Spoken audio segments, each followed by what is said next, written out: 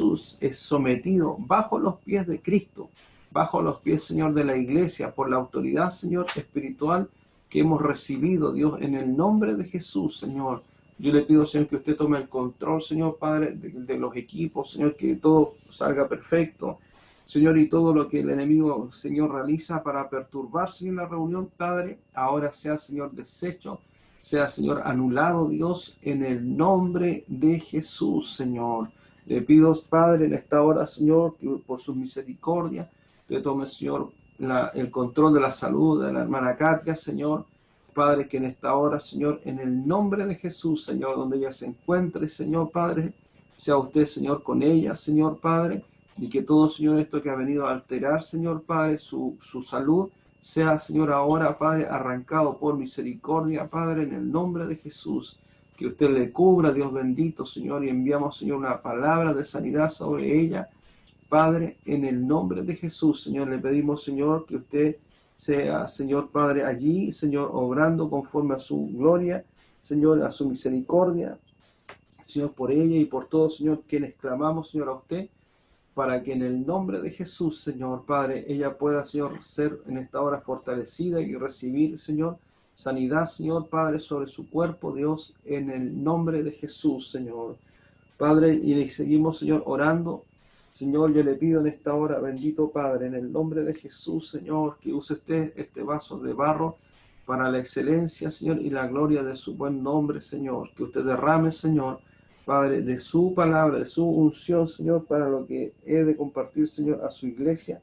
Y que sea usted, Señor, usando, Padre, mi vida, Señor, para, Señor, edificar la iglesia y edificar, Señor, también mi vida, Señor, y todos quienes escuchemos, Señor, Padre, su palabra, Señor. Por eso, Señor, en esta hora, Padre, yo sujeto todas las cosas, Señor, a usted. Le pido, Señor, que su palabra, Señor, sea calando, derribando, Señor, toda fortaleza, toda altivez, todo lo que se levanta, Señor, en contra del conocimiento de Dios en medio de su iglesia. Y que en el nombre de Jesús, Señor, Padre, llevemos, Señor, cautivos, Señor, nuestros corazones a Cristo. Señor, con toda perfección, Señor, en toda obediencia, Señor, a su palabra, porque allí, Señor, reside, Señor, nuestra victoria. Padre, dejamos todo, Señor, en sus manos, Señor.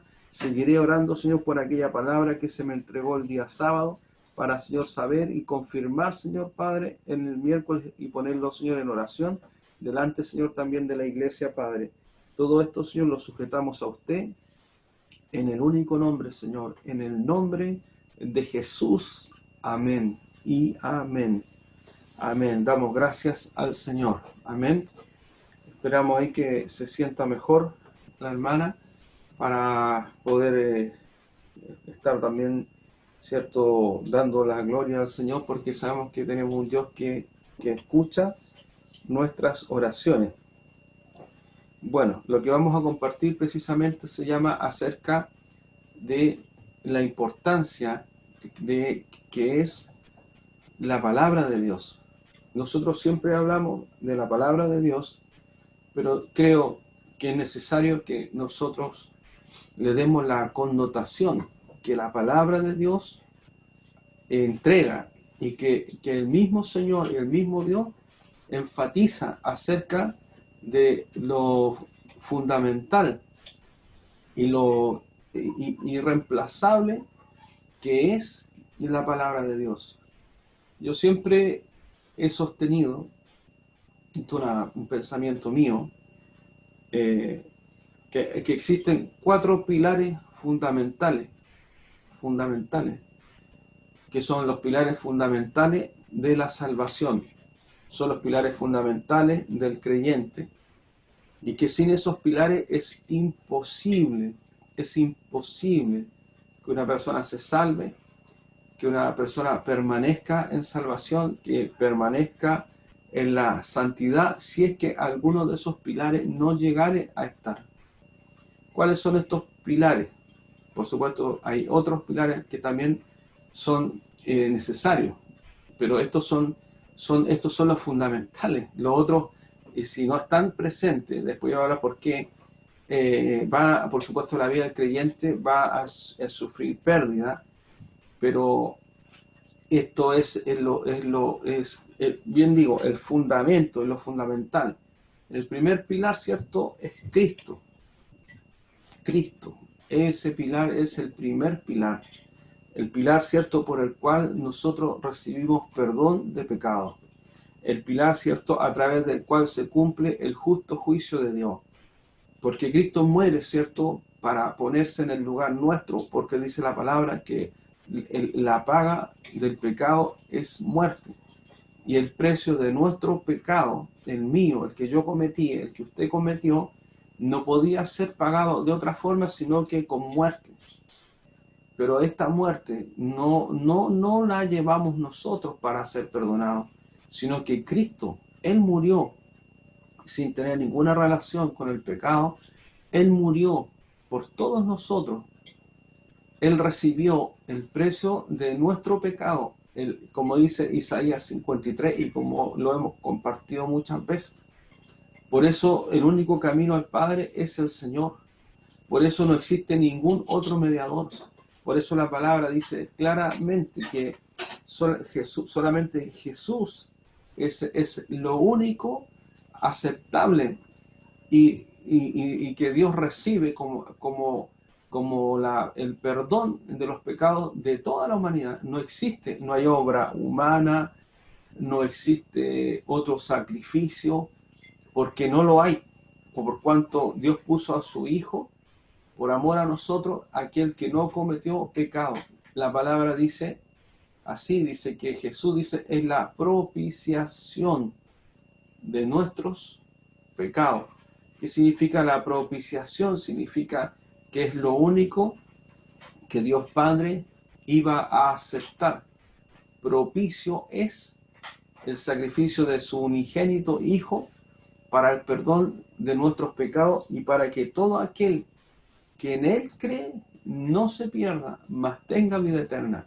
Aquí no hay obra humana, aquí no hay intervención de ninguna entidad religiosa humana, ni de ningún rito o de ninguna cosa, porque Dios mismo ha dicho de que solamente en Jesucristo Él es el único propicio por parte de Dios para que nosotros podamos recibir primeramente el perdón de nuestros pecados. Y por supuesto, junto con aquel perdón, lo que su palabra, ¿cierto?, nos anuncia, que es el cambio del lugar que nosotros habíamos destinado a morir. Si la persona muere en sus pecados, esa persona ya está condenada por una eternidad, porque la persona va a tener que enfrentar a Dios como juez, por cuanto desechó a su Hijo como Salvador y como quien iba a recibir el precio de los pecados. Esa persona va a tener que responder delante de Dios por sus pecados. La persona dice, bueno, yo eso lo que usted dice, pastor, yo no lo creo. Bueno, vamos a ver por la palabra de Dios, porque no pueden haber distintas versiones. Y que yo sepa, Dios no se equivoca en lo que Él nos anuncia. Y no iba a enviar a su Hijo por nada, sino porque no había otro medio, no había otro camino. Es el único mediador. De hecho, hemos hablado mucho acerca de que en el Antiguo Testamento, cuando Dios instruye al pueblo de Israel acerca, ¿cierto?, de Aarón y sus hijos, para que ellos ministren en el tabernáculo primeramente, ese corderito, ¿cierto?, representa a Cristo, porque ese corderito, el que se entraba al lugar santísimo, una vez al año, habla, ¿cierto?, la palabra después en Hebreos 10, de que Jesús, ¿cierto?, el cordero inmolado perfecto, solamente fue necesario una sola vez y un solo sacrificio para que fueran perdonados los pecados de toda la humanidad. Entonces, estamos claros que el pilar fundamental primero, el primer pilar en la vida de toda persona es que la persona se arrepienta de sus pecados para entrar a la salvación. Yo siempre hemos hablado de que hay personas que buscan a Dios por causa de resolver un problema, por una aflicción, por una respuesta, por una restauración, por una enfermedad. Y nosotros miramos en todo el Nuevo Testamento y la predicación de Pablo y de los distintos apóstoles siempre fue la misma, la predicación del Evangelio de Jesucristo para el perdón de los pecados por parte de Dios. Usted nunca va a encontrar a Pablo predicándole a las personas acerca de su necesidad para que se acerquen a Dios. De su necesidad me refiero yo de resolver algún área emocional, física de su vida. O sea, Dios sanó como sanaba, ¿cierto?, el paralítico, que Dios lo sanó, pero él igual estaba condenado porque tenía que ser perdonado sus pecados. Y después de eso siguió pecando y el Señor le dijo, no peques más porque te va a venir una cosa peor. Entonces, si nosotros vemos el mensaje preciso del Evangelio a través de Jesucristo, es uno solo. Es uno solo. Él no vino para que nosotros emocionalmente, no, Él vino a pagar por nuestros pecados y que por supuesto Dios hace una obra completa en nosotros, de restauración. Él sana nuestro corazón. O sea, viene todo por parte de Dios, como hemos aprendido por la palabra, empieza a ser de nosotros una nueva criatura.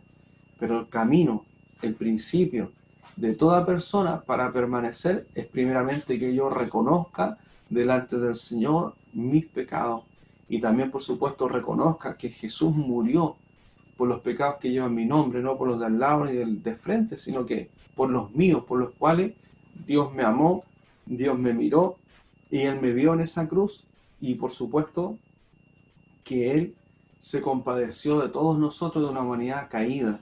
Entonces, cuando usted predique de Cristo, usted predique acerca no solo de la necesidad de la persona, sino que usted predique acerca de la necesidad de recibir vida eterna, de este Dios de amor que dice el libro de Romanos que si Él entregó a su Hijo, ¿no nos dará también junto con Él todas las otras cosas que pidiéramos, pero en la voluntad del Señor? En la voluntad del Señor. Entonces, este es el pilar fundamental, Cristo, en la primera columna de la salvación. El segundo pilar fundamental de la salvación, de la santificación, de la santidad, del nuevo nacimiento, del caminar en la obra de Dios, definitivamente es la presencia del Espíritu Santo en la vida del creyente, donde dice la palabra que nosotros pasamos a ser templo del Espíritu Santo. O sea, yo puedo verme como un evangélico, parecerme a un evangélico, a un hermano convertido, cantar como el hermano, vestirme como el hermano, pero puedo que por dentro ser completamente diferente, ser completamente distinto. ¿Por qué? Porque Dios lo que viene en lo que Él prometió a través de esto es que Él vendría para cumplir la promesa que había hecho al Padre, para que la presencia de Dios mismo a través del Espíritu Santo viniese a vivir en nosotros. Y como Él dice, yo ya no escribiré más en tablas hechas de piedra, más vosotros, dice, escribiré en las tablas de vuestros corazones. O sea, definitivamente es algo sobrenatural.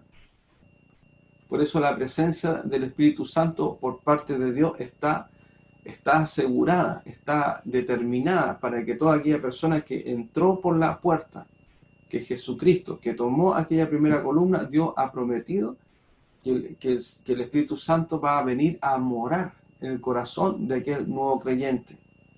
Por eso usted se da cuenta que es tan importante que la persona reciba a Cristo como Señor y Salvador y abra su corazón para arrepentirse verdaderamente, como Juan el Bautista decía, hacer pues frutos dignos de arrepentimiento, para que por supuesto en esa vida arrepentida el Señor pone en nosotros la presencia del Espíritu Santo, a través de la cual Él comienza, ¿cierto?, a hacer algo extraordinario en nosotros, porque nosotros nos vemos iguales por fuera, pero Dios comienza una obra que es sobrenatural dentro nuestro.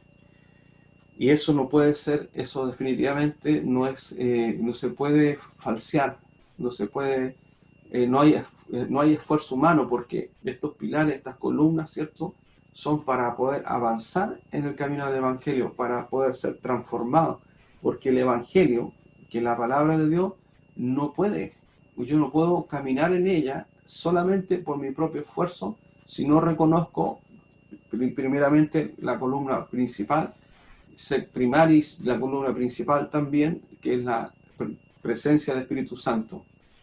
Lo tercero, que a lo cual yo me voy a referir hoy día, es, por supuesto, la irreemplazable palabra de Dios. No hay reemplazo, no hay nada que pueda hacer junto con el Señor, el Espíritu Santo y la palabra de Dios, que es ahí donde nosotros tenemos que comprender, porque muchos llegamos con un pensamiento natural para poder nosotros considerar este libro como muchos otros libros que a lo mejor una persona puede tener en su casa, otros libros de distintas materias. Entonces la persona dice, bueno, este es un libro más porque tiene tapa, tiene hojas, tiene letras, y como muchos otros libros que tengo en mi casa, ¿cierto? Tengo también este libro. Pero hay una diferencia. Este libro contiene la palabra del Dios vivo. La palabra que no ha salido de un corazón de hombre. La palabra que ha sido entregada a través del Espíritu Santo para que esa palabra venga sobre nosotros como una semilla de vida, y a través del Espíritu Santo esa palabra se haga vida a nuestra vida y comencemos nosotros no solamente a conocer la palabra, sino que comenzamos nosotros a vivir por la palabra. Y esa palabra produce en nosotros que nuestros pensamientos, o sea, todo lo que nosotros considerábamos acerca de la vida, de la muerte, del día a día, de todas las cosas, solamente por la palabra de Dios comienza a cambiar nuestra forma de pensar. Es fundamental. Por eso la palabra habla en Romanos 12, ¿cierto?, de renovarnos en nuestra forma de pensar, que debemos ser renovados por Dios. ¿Pero cómo? A través de la palabra. ¿Por qué el enemigo ataca tanto la doctrina? ¿Por qué el enemigo de los mismos tiempos, desde cuando estaba Pablo, dice en Gálatas, les dice, oye Gálatas, ¿por qué están siguiendo otro evangelio? Porque no es que haya otro evangelio, porque el enemigo se dijo así, bueno, la obra de Cristo no la puedo cambiar. La primera columna, la obra del Espíritu Santo, no la puedo cambiar, porque es Dios mismo. La segunda columna principal, y dijo, la tercera columna, dijo, ahí el enemigo dijo, ahí puedo levantar otros hombres que sean aparentemente piadosos y que comiencen poco a poco a tergiversar, a cambiar y a influir. Y así como en el mismo tiempo de Pablo, hubieron hombres que levantaron doctrinas falsas, porque el enemigo sabe que si la palabra de Dios no abunda en el corazón de la iglesia y la palabra de Dios no abunda en el corazón del siervo, y la palabra de Dios, la doctrina, vamos a ver palabra igual doctrina, es reemplazada por cualquier doctrina, inmediatamente una de esas columnas fundamentales, primarias, va a caer. Y con eso va a producir de que todo se extravíe, porque el Espíritu Santo va a respaldar la palabra de Dios.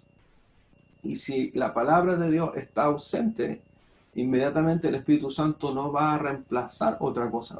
En Gálatas dice, oh Gálatas insensatos, ¿quién os fascinó para seguir otro evangelio? Y Pablo dice, no es que haya otro evangelio, sino que hay quienes ocupa esa palabra, pervierten el evangelio de Jesucristo y os perturban. ¿Dónde? En vuestra mente. Ya habían varios, imagínense que en esos años de Pablo, habían ya varios hermanos que estaban torciendo la escritura. Ellos, por ejemplo, en el caso Timoteo dice que estaban Himeneo y Fileto, que ellos ya estaban anunciando de que ya había ocurrido la resurrección de los muertos. Y ellos dijeron, no, dijeron, si ya ha acontecido, dijeron ellos, la resurrección de los muertos, lo dice Timoteo. Y dice que con ese pensamiento, muchos de los que creían a la palabra fueron perturbados.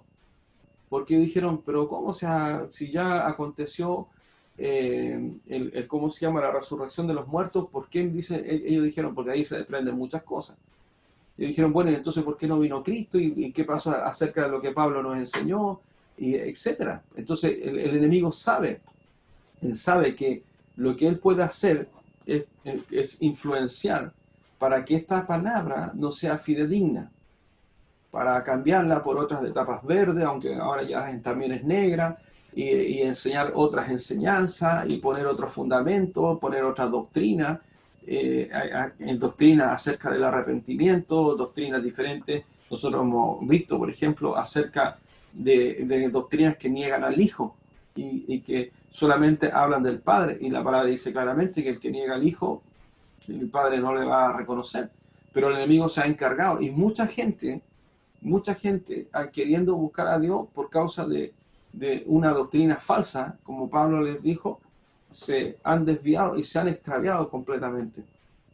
Y tal vez lo más triste es que la misma iglesia emergente, digamos, la iglesia evangélica, dentro de la misma iglesia evangélica, hoy día hay fundamentos de la palabra que son completamente contrarios al propósito por el cual el Padre la envió, que es la salvación. Entonces hoy día nosotros sabemos que hay falsas doctrinas dentro de la iglesia evangélica. Y dentro de la iglesia evangélica está, ¿cierto?, aquellas doctrinas que se llaman doctrinas apóstatas, que son vergonzosas lo que enseñan, y que aquellas doctrinas, ¿cierto?, falsas, hablan acerca de doctrinas, ¿cierto?, que tienen que ver con cosas monetarias, con ecumenismo, con pensamiento de que la salvación no se pierde, doctrinas de prosperidad, donde ellos dicen que Dios solamente estuvo en la cruz para que la gente fuese enriquecida por Dios, y cosas que desvían completamente. ¿Por qué? Porque al enemigo le interesa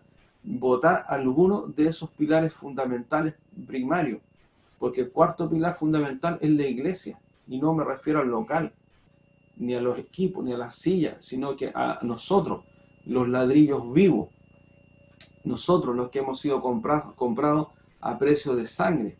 Nosotros, y cuando me refiero a la iglesia, me refiero a la unidad del Espíritu, me refiero a esa iglesia espiritual del libro de los Hechos, me refiero a esa iglesia que está representada por las 5 vírgenes prudentes, me refiero a la iglesia por la cual Cristo viene, aquel remanente, que yo no estoy hablando aquí ni de denominación, ni de país, sino del remanente. Yo tengo la plena convicción de que nosotros formamos parte del gran remanente que Dios tiene en este país y que está presente también en todo el mundo, porque Dios no vendrá a buscar la iglesia tanto de tal. No, eso no existe.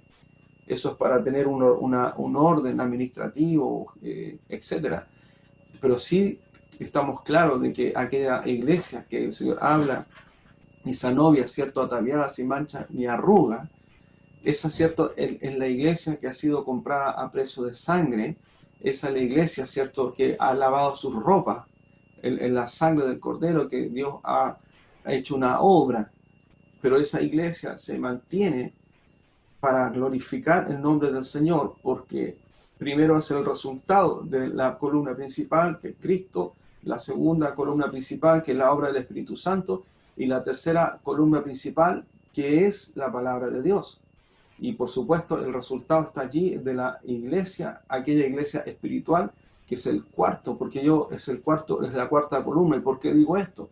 Porque hay personas que pueden decir, no, pastor, si yo leo la palabra, yo acepté a Jesucristo y yo creo en el que el Espíritu Santo está haciendo una obra en mí, pero yo no me sujeto ni a la iglesia, no me congrego, no obedezco a lo que Dios manda acerca de lo que son sus estatutos para mí como parte del cuerpo de la iglesia. Y por supuesto que es un pilar que no está en la vida de la persona, y tampoco eso de parte de Dios va a ser visto, porque Dios puso a su Hijo para que nosotros fuésemos comprados a precio de sangre. Y esto, claro, uno dice, y paralelamente, por supuesto, uno diría, ¿y qué otro pilar fundamental hay? O sea, pilares hay que tienen que ser fundamentales, como por ejemplo la obediencia, y que tienen que ver con la disciplina de la iglesia, que tienen que ver con la responsabilidad de la iglesia. Yo me refiero a estos 4 porque estos son los que son puestos divinamente por Dios. O sea, esto no los puedo yo colocar. Estos son puestos divinamente. Jesús es divinamente puesto por Dios, el Espíritu Santo es divinamente por Dios, la palabra también es divinamente puesta por Dios, y la iglesia espiritual es divinamente puesta por Dios.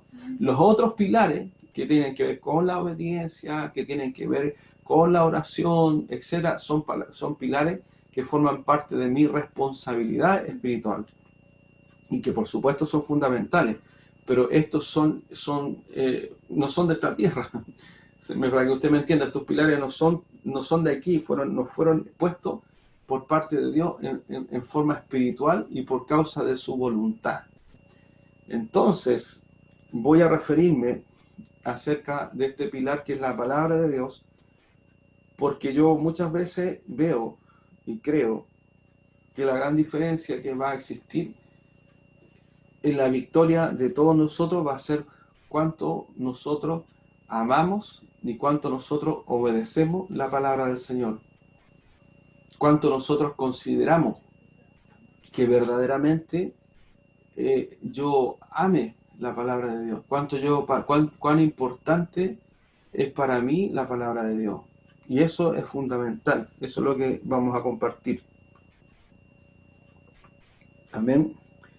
Quiero entonces que usted, esta vez vamos a leer la palabra, esta palabra está en los evangelios.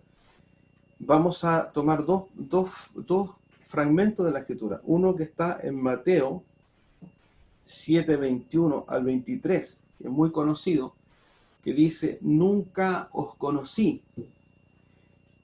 21 a 23. Y va usted también junto conmigo, va a apartar en los evangelios sinópticos para cambiarnos de ahí a Lucas 6, 46 al 49, que usted busque ahí Mateo 7, 21 al 23, y ustedes pueden se dar cuenta que en Mateo 7, 24 dice los dos cimientos, pero estos mismos dos cimientos los encontramos nosotros en Lucas 6, 46 al 49. Entonces, los vamos a seguir leyendo. Vamos a leer así. Vamos a leer Mateo 7, 21, 22 y 23. E inmediatamente vamos a avanzar a Lucas para leer desde el 46, 47, 48 y 49. Vamos a leer de esa forma porque los dos cimientos están escritos tanto en Mateo como en Lucas, son sinópticos, o sea, no hay problema en que nosotros partamos leyendo en Mateo y el fragmento sinóptico que está en Lucas, nosotros, ¿cierto?, lo tenemos ahí, y lo colocamos a continuación. Lo encontró, lo tiene ahí preparado, lo tiene separado. Amén. Lo leemos en el nombre del Padre, del Hijo, del Espíritu Santo. Amén. Dice, nunca os conocí. Fuertes palabras del Señor. Y aquí está hablando gente dentro de la iglesia, está hablando a personas que están ejerciendo los dones espirituales. Y le dice así, no todo el que me dice, Señor, Señor, entrará en el reino de los cielos, sino el que hace la voluntad de mi Padre que está en los cielos. Muchos me dirán en aquel día, Señor, Señor, ¿no profetizamos en tu nombre? Y en tu nombre echamos fuera demonios, y en tu nombre hicimos muchos milagros. Entonces les declararé, nunca os conocí, apartados de mí, hacedores de maldad. Nos cambiamos a Lucas. Y usted se da cuenta que esto tiene una claridad. Y dice, ¿por qué me llamáis Señor, Señor, y no hacéis lo que yo digo? Todo aquel que viene a mí y oye mis palabras y las hace, os indicaré a quién es semejante. Semejante es al hombre que al edificar una casa cavó y ahondó y puso el fundamento sobre la roca, y cuando vino una inundación, el río dio con ímpetu contra aquella casa, pero no la pudo mover, porque estaba fundada sobre la roca. Mas el que oyó y no hizo semejante es al hombre que edificó su casa sobre tierra sin fundamento, contra la cual el río dio con ímpetu, y luego cayó y fue grande la ruina de aquella casa. Cuando el Señor le dice, cierto, en Mateo 7:21, dice, no todo el que me dice Señor, Señor, entrará en el reino de los cielos, sino el que hace la voluntad de mi Padre que está en los cielos. Le dice el Señor, ¿por qué me llamáis Señor, Señor, y no hacéis lo que yo digo? O sea, aquí vamos comprendiendo y vamos entendiendo que para el Señor, una persona que aún permanece dentro de la iglesia es un perfecto desconocido para Dios. Si es que la persona le dice, le llama Señor, Señor, y le dice, y no hacéis lo que yo digo. Y cuando dice acá, ¿cierto? Dice, si no dice el que hace la voluntad de mi Padre. ¿Cuál es la voluntad del Padre? La voluntad del Padre nos es dada a conocer a través precisamente de las Escrituras. Y lo que está diciendo el Señor es que toda aquella persona que le llama Señor, pero no hace lo que el Señor le dice, definitivamente dice el Señor, les declararé, nunca os conocí. Apartados de mí, dice, hacedores de maldad. O sea, hay una directa relación. Cómo ve Dios la vida de las personas que queriendo amarle a Él, ya sea que conocen la palabra y no la obedecen, ya sea que ven la palabra, pero no toda la palabra viene sobre sus vidas para ser vivida como Dios la estableció, sino que en algunos aspectos dice el Señor, ¿cierto? No, dice, no hacéis lo que yo digo, porque hay que entender que si yo junto estos dos versículos, lo que el Señor está hablando dice, hacer la voluntad de mi Padre que está en los cielos, haciendo lo que yo os digo. O sea, ¿cómo yo puedo estar seguro de que yo estoy haciendo la voluntad del Padre para mi vida? ¿Cómo yo puedo estar seguro de que yo estoy en salvación? La única forma de que yo esté seguro es que yo obedezca y cumpla la voluntad de Dios expresada a través de su palabra. Por eso el Señor dice que aquella persona que dice, dice, todo aquel que viene a mí, ¿cierto? Dice, y oye mis palabras. Se refiere, ¿cierto?, a la voluntad. ¿Cuáles palabras? A la voluntad del Padre. Dice, esa persona es que edifica la casa, dice, cavó, dice, y cavó, no solamente cavó, sino que ahondó, profundizó, profundizó, profundizó, y por supuesto, y puso como fundamento sobre la roca, puso cierto aquello que es la voluntad de Dios, que es cierto las palabras de Dios. Entonces, ¿cómo podemos nosotros, cómo nosotros ahora podemos hacer esto en forma práctica? ¿Cómo una persona puede decir, pastor, mi vida está sobre la roca de la palabra? Es que nosotros debemos vivir la palabra de Dios en nuestra vida. Es la única forma en que yo pueda aseverar de que verdaderamente estoy sobre la roca. Dice, la palabra de Dios primero es eterna y poderosa y forma, ¿cierto?, para mi manera de comprender el camino del creyente como uno de los 4 indispensables pilares de la salvación, considerando como indispensable porque nadie que se salve podrá prescindir de la palabra de Dios para alcanzar salvación y vida eterna. O sea, lo primero que tengo que entender que esto que está escrito acá no es algo humano, como yo dije en un principio, sino que esto es algo que ha sido revelado por parte de Dios. La importancia, esto es comprender la importancia que tiene la palabra de Dios para todo recién nacido, para toda persona que se salva y abraza la fe extraordinaria de Dios y del amor y de su perdón. La palabra proviene, como vimos acá, ¿cierto? Habla en Mateo, ¿cierto? Dice, habla de la voluntad de Dios, ¿cierto? De hacer la voluntad. Y si es la voluntad de Dios para nosotros, hay que comprender que la palabra viene del corazón de Dios, del Padre. Esto sale del corazón de Dios, el Padre, para la humanidad. Esto es del corazón mismo, ¿no? Y esta palabra nos expresa los pensamientos, nos expresa su ordenanza, nos expresa la doctrina, nos expresa el camino, nos comunica la palabra de Dios, su eterna voluntad y el camino a seguir. Nosotros debiéramos, digo debiéramos porque hablo en general, amar la palabra de Dios. Nosotros debiéramos abrazarla como a Dios mismo en cuanto a lo que nos comunica, no al libro. no como un amuleto para tenerlo abierto, así en los salmos, en el Salmo 91, no, sino que para tomar cada fragmento de la Escritura como parte de Dios, que es Dios mismo hablándome a mí. La palabra es inquebrantable, la palabra es eterna, la palabra es, desde cuando Dios la entregó, han pasado miles de años, y en nuestro tiempo contemporáneo, desde el Nuevo Pacto, desde el Evangelio, desde hace más de ya de 2020 años, la palabra sí sigue pura, y aunque el enemigo ha intentado por muchos medios de contaminarla, la palabra ha pasado todo esfuerzo del enemigo para hacerla desaparecer. ¿Por qué razón?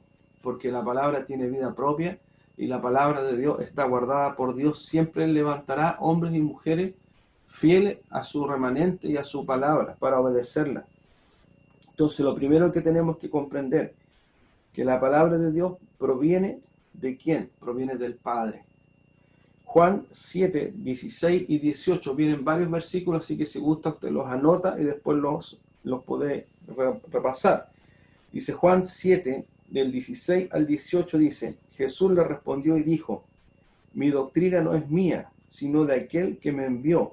El que quiera hacer la voluntad de Dios conocerá si la doctrina es de Dios, o si yo hablo por mi propia cuenta. El que habla por su propia cuenta, su propia gloria busca, pero el que busca la gloria del que le envió, este es verdadero y no hay en él injusticia. O sea, Jesús mismo dijo, y le está dando la gloria al Padre, y no está tomando para sí la gloria del Evangelio, ni de las palabras con las cuales el Padre le envió. La palabra de Dios es esperanza viva para nosotros. Dice: esperé yo a Jehová, y esperó mi alma, en su palabra he esperado. El Salmo 135. Mi escondedero y mi escudo eres tú, en tu palabra he esperado. Salmo 119, 114. La palabra nos promete protección divina. En cuanto a Dios, perfecto es su camino, y acrisolada la palabra de Jehová. Escudo es a todos los que en él esperan. Ese es el Salmo 18, 30. La palabra es corrección a nuestras vidas. La palabra es enseñanza. En 2 de Timoteo 3, 16, 17 dice: toda la escritura es inspirada por Dios y útil para enseñar, para redarguir, para corregir, para instruir en justicia, a fin de que el hombre de Dios sea perfecto, enteramente preparado para toda buena obra. La palabra de Dios convierte el alma. O sea, mire, una persona podría decir: pastor, yo quiero que esta persona se convierta. Lo único que le va a convertir va a ser la palabra de Dios. Si usted quiere convertirse a Cristo, lo único que va a transformar su vida va a ser que usted conozca la voluntad de Dios y viva por la voluntad de Dios. Y ahí entonces recién usted va a decir: yo voy a decir, esta persona se convirtió a Cristo. ¿Por qué? Porque la palabra va a producir un fruto en nosotros. La palabra de Dios convierte el alma. Hebreos 4:12. Porque la palabra de Dios es viva y eficaz, y más cortante que toda espada de dos filos, y penetra hasta partir el alma y el espíritu. Imagínense, o sea, está diciendo, la palabra es la única que dice que penetra, ¿cierto?, hasta el alma de cada persona y el espíritu. No hay nada, mire, no hay nada. Yo puedo tener conocimiento, yo puedo tener una profesión, yo puedo ser un experto, un científico, etcétera, pero moralmente, los valores morales de esa persona no van a ser afectados por su profesión. Porque si no, entonces, por ejemplo, todos los abogados debieran ser honestos. Y muchos sabemos que no es así. Así como también hay médicos que todos son excelentes, pero también hay otros que no lo son en cuanto a lo moral, a lo que ellos prestan después su conocimiento. Y en todo orden de cosas, en todo, en los que han jurado proteger y que después, ¿cierto?, se terminan, ¿cierto?, moralmente sumando a aquellos que han decidido, ¿cierto?, perseguir, y resulta que terminan siendo uno de ellos mismos. O sea, se corrompen, porque el conocimiento no cambia la moral ni el corazón de las personas, pero la palabra de Dios sí, porque penetra, dice, y parte el alma y el espíritu, las coyunturas, los tuétanos, dice, y discierne los pensamientos y las intenciones del corazón. No es un libro cualquiera, sino que es la palabra de un Dios vivo, y esta palabra tiene vida propia, porque por esta palabra Dios la ha puesto para que usted conozca la voluntad del Dios a quien nosotros servimos, y para que usted sepa y le conozca, y por supuesto reflexione en su pensamiento, aquí están los pensamientos y la voluntad de Dios para usted y para mí y para todo el que quiera seguir este camino, y en función de ello el Espíritu Santo hace la obra, pero usted está considerando la palabra de Dios para su vida como fundamental. Entonces, ¿cierto?, esta palabra va a discernir el pensamiento, las intenciones del corazón, y usted va a decir, no, estoy errado, estoy errada, esto no está correcto. Santiago 1:21 dice, por lo cual, dice, desechando, dice, toda inmundicia y abundancia de malicia, recibid con mansedumbre la palabra implantada, la cual puede salvar vuestras almas. Por supuesto que la palabra es implantada en nosotros a través del Espíritu Santo, porque la palabra no estaba en nuestra vida. Yo vivía y usted vivía como cada uno le parecía mejor. Moralmente, la moral de cada uno de nosotros era relativa a lo que nosotros consideramos más malo, menos malo, o imposible de realizar, o sí realizable en algunas circunstancias. Y además, por supuesto, moralmente, tomando ciertos parámetros de comparación, de familia, de la moral recibida por los padres o la moral no recibida por ellos, etc. Porque la palabra es implantada en nosotros, y en la palabra de Dios, como yo dije delante, no solo viene la voluntad, sino que viene el amor de Dios, viene la moral de Dios. Usted vea lo que habla acerca de lo que Dios determina para el justo, y vea usted también lo que Dios determina para el impío que no se arrepiente. O sea, ahí está el pensamiento de Dios acerca del bien, acerca del mal. Vea usted cuál es la moral de Dios en la palabra acerca de la justicia. Vea usted que en ninguna parte, por supuesto, Dios se va a gozar con el injusto. En ninguna parte Dios se va a gozar con el que sufre o con el que hace y provoca daño a otro. Vea usted en el Antiguo, por eso usted tiene que leer el Antiguo Testamento. Primero lea el Nuevo Testamento y hace una pausa en Apocalipsis, para después comenzar a leer el Antiguo Testamento, porque ahí usted va a conocer el carácter de Dios. Cuando Dios dice que al pueblo de Israel, después de que lo saca de Éxodo, Dios dice que le dio estatuto, le dio leyes, y en el desierto los probó. ¿Qué significa eso? Significa que Dios comenzó a manifestarle a ellos, y también por supuesto a nosotros, el pensamiento acerca de lo que Dios moralmente considera que es correcto o incorrecto. Entonces usted ahí en Levítico, usted va a encontrar una serie de leyes humanitarias, de leyes de sanidad y muchas leyes morales, porque había una inmoralidad del porte de un buque. O sea, algunos hijos tomaban a la esposa, o sea, se acostaban con la esposa de una de las esposas del padre, que eso Dios empieza a hablar Dios acerca de todas las leyes morales para comenzar a mostrar todo lo que Dios aborrece como pecado, aborrece como injusticia, aborrece como aquellos hombres, por ejemplo, que tenían que hacer restitución cada vez que ellos, por ejemplo, hacían algo contra su prójimo. Y ahí usted ve que el único justo es Dios, el único que tiene la ley perfecta o la palabra perfecta para nosotros es Dios. Y que esto no es algo externo, sino que lo que Dios quiere es que la palabra de Dios, more en nosotros, tal como lo dice en Santiago 1:21, dice, nosotros llegamos así, dice, por lo cual, desechando toda inmundicia y abundancia de malicia. O sea, yo llego al Evangelio con cómo Dios ve mi vida, de inmundicia. y abundante malicia. No me diga lo contrario. No me diga lo contrario, excepto que usted sea un niño de 6 años, o 7 años, a lo mejor depende de cómo estén los niños. Porque nosotros todos llegamos de esa forma, abundando, ¿cierto?, en malicia y ¿cierto?, en inmundicia. Y Dios dice, desecha esto, la inmundicia y la abundancia de malicia, para recibir, dice, con mansedumbre la palabra implantada. ¿Sí? ¿Dónde la implanta Dios? En el corazón. Llámese corazón, no el músculo, la mente. Aquí viene entonces, ahora, por la palabra implantada, nuestra moral está de acuerdo con la moral de Dios.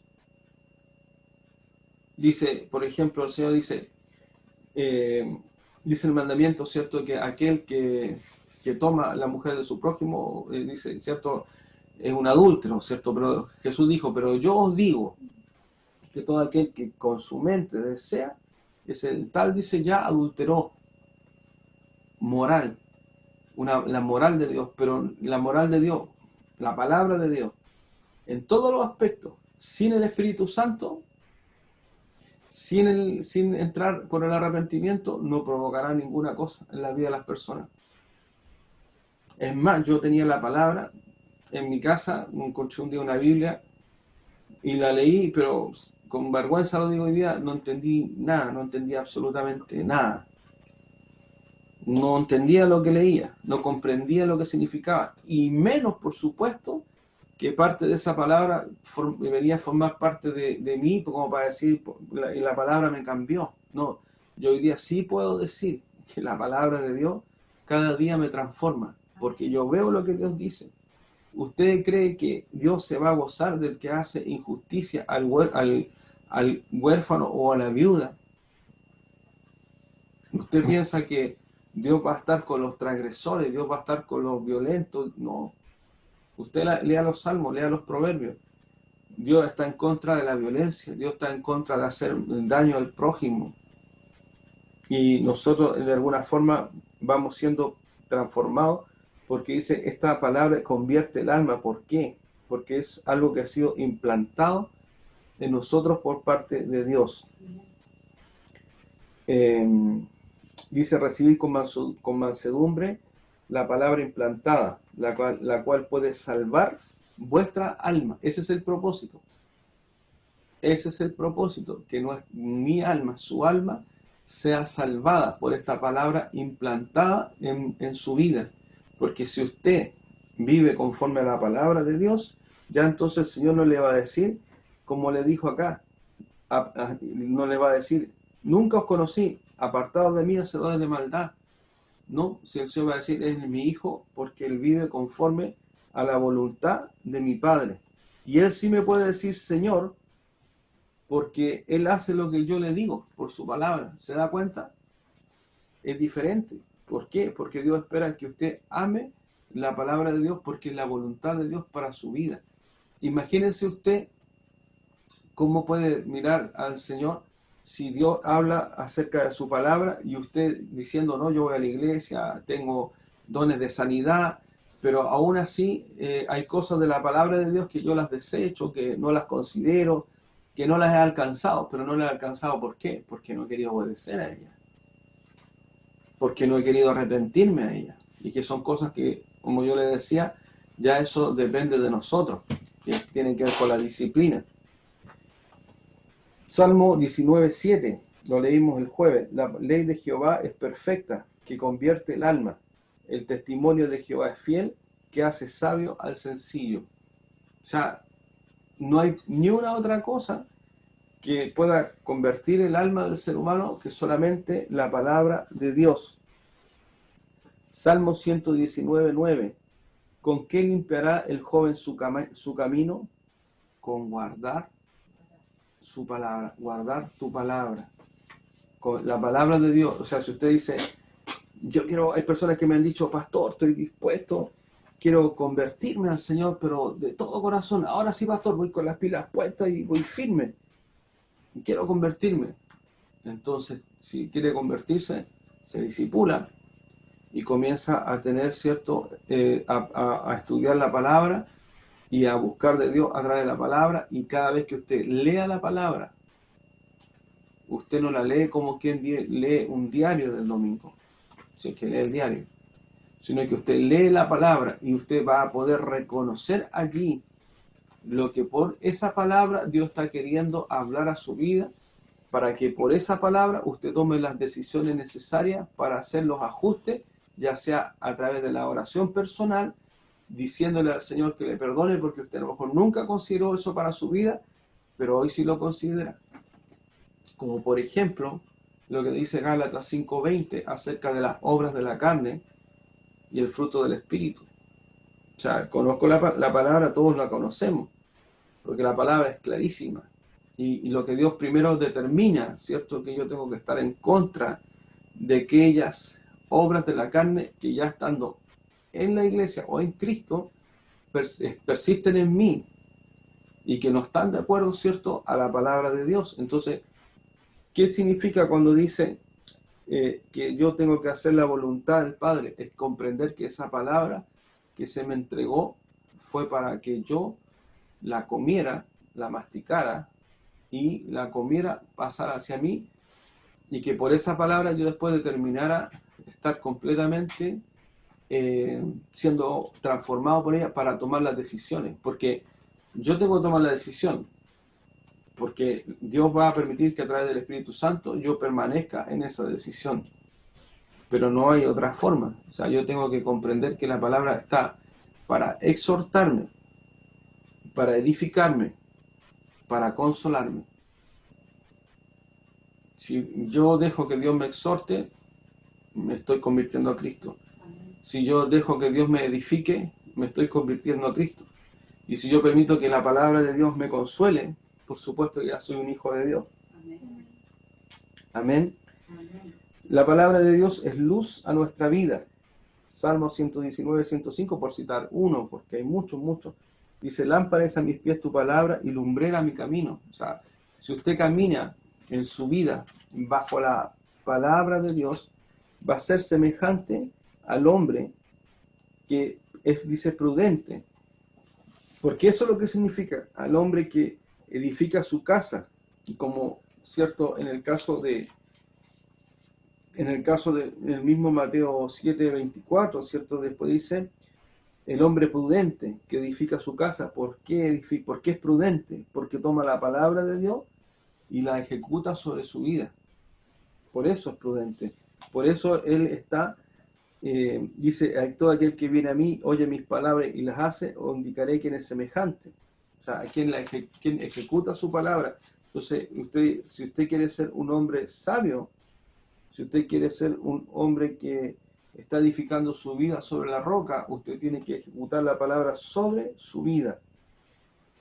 La palabra de Dios, miren, han pasado gobierno, imperio,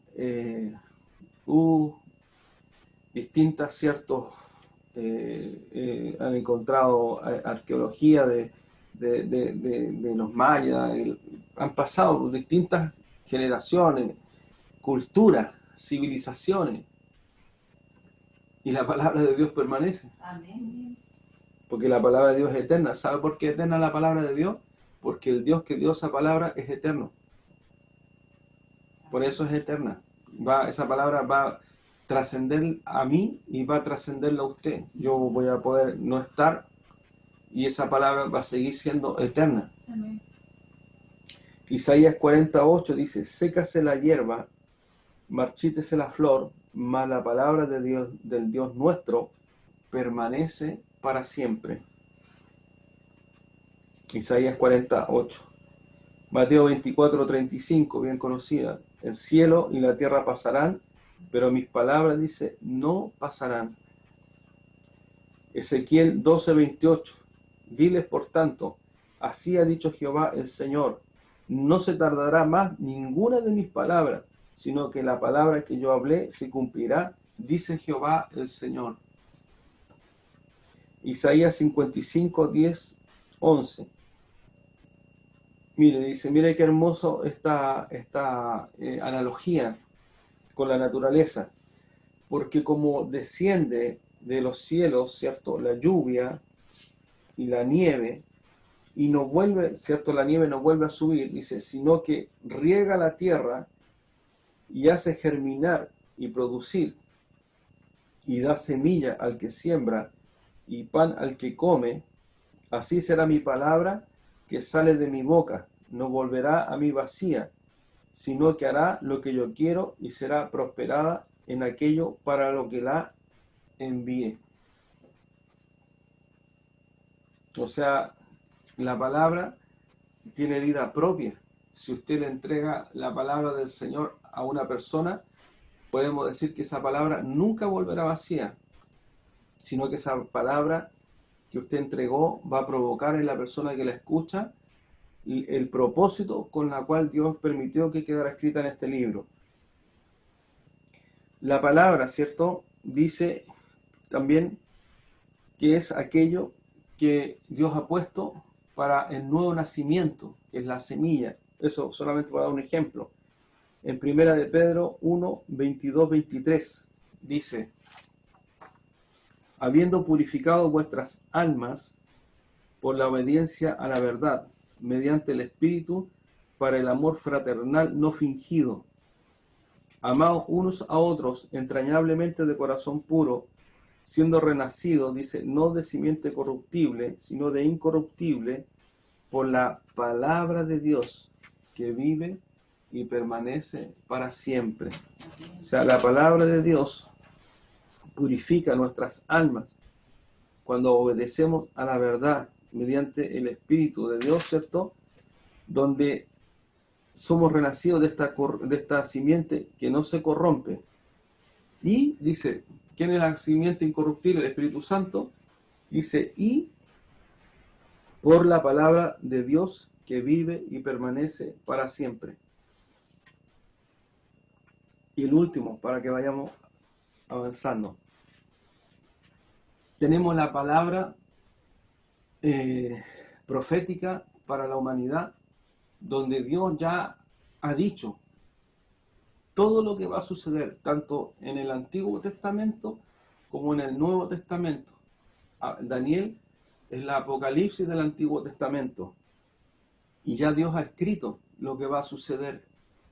Segunda de Pedro 1, 19, 21 dice: tenemos también la palabra profética más segura, a la cual hacéis bien en estar atentos, como a una antorcha que alumbra en lugar oscuro, hasta que el día esclarezca y el lucero de la mañana salga en vuestros corazones, entendiendo primero esto, que ninguna profecía de la Escritura es de interpretación privada, porque nunca la profecía fue traída por voluntad humana, sino que los santos hombres de Dios hablaron siendo inspirados por el Espíritu Santo. Amén. ¿Por qué entonces la palabra es tan fundamental en la vida del creyente? Porque es la voluntad de Dios para nuestras vidas. Toda persona que viva conforme a lo que la Escritura dice, será semejante a aquel hombre que construyó su casa sobre la roca. Toda persona que, conociendo la palabra, conociendo el Evangelio, determina que no es suficiente o no quiere obedecer a la palabra, el Señor le dirá: apartaos de mí, hacedores de maldad, porque yo nunca os conocí.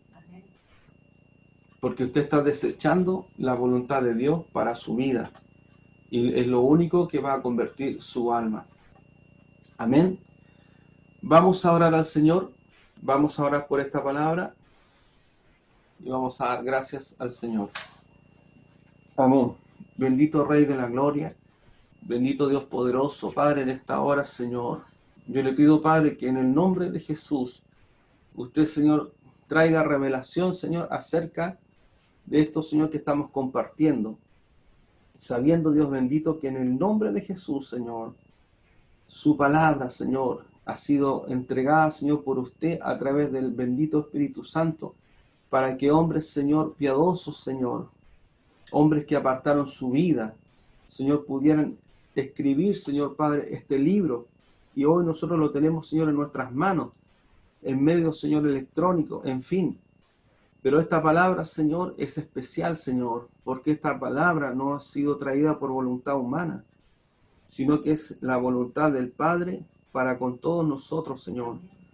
Por eso, Padre, perdónenos, Señor, cada vez que nosotros, Señor, hemos mirado en menos su palabra, cada vez que no la hemos considerado, Señor, para nosotros mismos, cada vez, Señor, que no la hemos obedecido. Yo le pido, Padre, en el nombre de Jesús, Señor, que usted nos perdone, Señor, por cada vez, Señor, que ignoramos su palabra y que aún, Señor, determinamos, Señor, que no era suficiente, Señor, para cumplir el propósito, Señor, por el cual usted la envió. Y aún, Señor, nosotros la hemos ignorado, algunos por muchos años, Señor, sabiendo, Señor, lo que ella dice, y más triste aún, Señor, diciéndole, Señor, a usted que le amamos, y no siendo cierto, Señor, porque no amamos, Señor, su palabra. Por eso, Padre, en esta hora, en el nombre de Jesús, Señor, una vez más, Padre, nos cubrimos con su sangre preciosa, Señor, y en el nombre de Jesús, Señor, Padre, caiga Dios de la gloria, todo aquello, Señor, que impide, Señor, que sobre su iglesia le resplandezca la luz del Evangelio, para que, Señor, todos podamos comprender, Señor, que solamente en su palabra, Señor, hay salvación, Señor, y vida eterna. Y que solo, Señor, por ella, Señor, podremos ser transformados y que debemos amar su palabra. Cada, Señor, fragmento, cada libro, cada uno de lo que está escrito ahí, ha sido escrito, Señor, para bendición, Señor, de nuestra vida. Señor, que esto sea revelado a la iglesia, porque sé, Señor, que es lo que marcará la diferencia, Señor, en todas las cosas en que nosotros, Señor, debemos, Padre, avanzar, Señor, en nuestras vidas, para que en el nombre de Jesús, Señor, todo lo que hagamos, Señor, Padre, sea de obra, sea, Señor, Padre, de palabra, sea, Señor, para agradarle a usted, y que moralmente, Señor, nuestro carácter, porque esa es la moral de Dios, recibida esta palabra implantada, Señor, en nuestro corazón, nos habla, Señor, del carácter, Señor, de Cristo, Señor, en nuestra vida, para que nosotros, Señor, vivamos conforme a lo que usted, Señor, ha puesto, Señor, a través de ella. El conocer su palabra es salvación, Señor, para nuestras vidas. Por eso, bendito Dios, le damos gracias, Señor, por su palabra que tenemos, Señor, para poder revisar, estudiar, Señor, y meditar, Señor, en ella. Que caiga, Señor, Padre, toda, Señor, toda indiferencia, Señor, a la Escritura. Que caiga, Señor, Padre, toda, Señor, flojera, Señor, para leer su palabra. Señor, todos aquellos que dicen que no tienen tiempo, Señor, Padre, que puedan pedirle perdón, porque sí hay tiempo para otras cosas, y lo único, Señor, que nos va a transformar es su palabra, Señor, en nuestras vidas. A usted, Señor, sea toda gloria, a usted, Señor, sea toda honra, Padre, por los siglos de los siglos, en el nombre de Jesús, Señor. Amén y amén. Gracias, Señor.